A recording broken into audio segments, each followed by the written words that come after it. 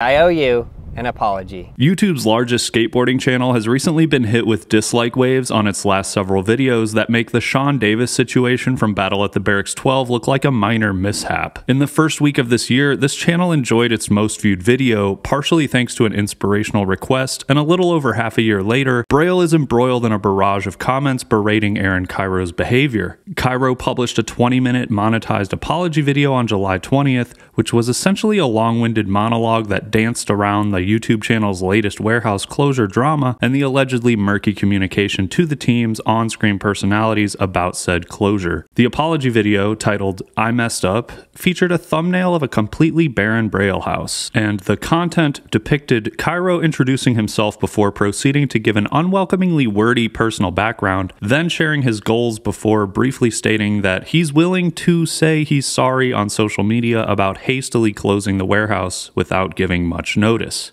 I made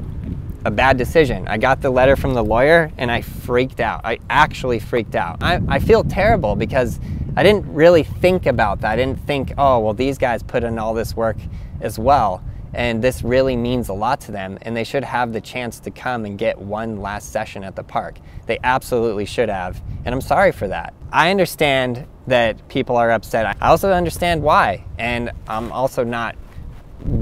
above saying on social media, I am sorry. I'm sorry. At the time of this edit, 4,500 comments have flooded the video, and it's pretty clear the internet did not appreciate the apology, with 37,000 dislikes vastly overshadowing the 5.2 thousand likes. Most of the disdain in the comment section had to do specifically with how Aaron did not give the remaining team members a formal opportunity to skate at the warehouse before it closed down, and Kyro subsequently went so far as to block some of them on all socials after Ricky and Nigel and hard posted their thoughts on the events surrounding the warehouse shutting down.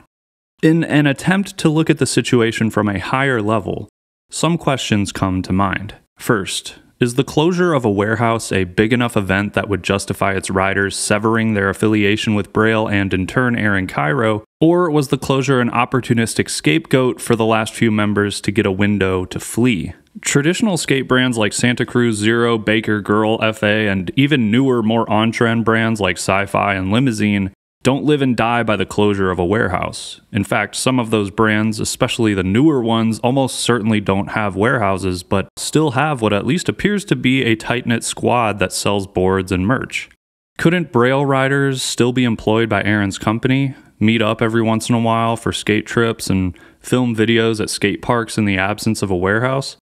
Kyro said in his apology video, and a little bit in the Lamont Holt interview, that he purposefully structured the Braille financials in a way that offered a salary to anyone who signed a contract with him to film content. He also offered health insurance and matching 401k benefits on top of a salary, as well as the traditional practice of paying out board sales royalties to its pros. The way Aaron sells this package, it sounds like he believes this is a much better way to get paid to skate than the traditional sponsorship structure where pros for core brands only get paid in royalties and need a supplemental skate shoe contract on top of a board brand to make a living.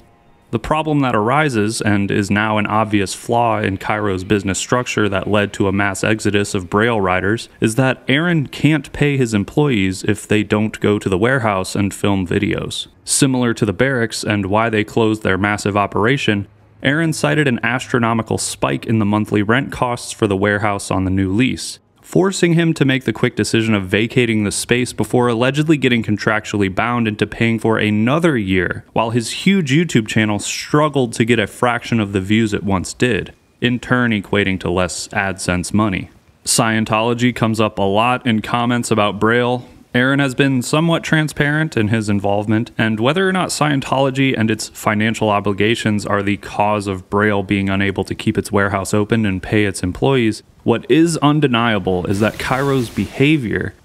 particularly now where he's still uploading low-effort reaction videos with an unfamiliar guest in the midst of getting pummeled with dislikes and negative comments, is a little odd, to put it lightly. Kyro said more than once in the apology video that his purpose for Braille is to build a positive community that teaches, motivates, and inspires newcomers to skateboarding, with an emphasis on positivity. Aaron is staying true to that commitment,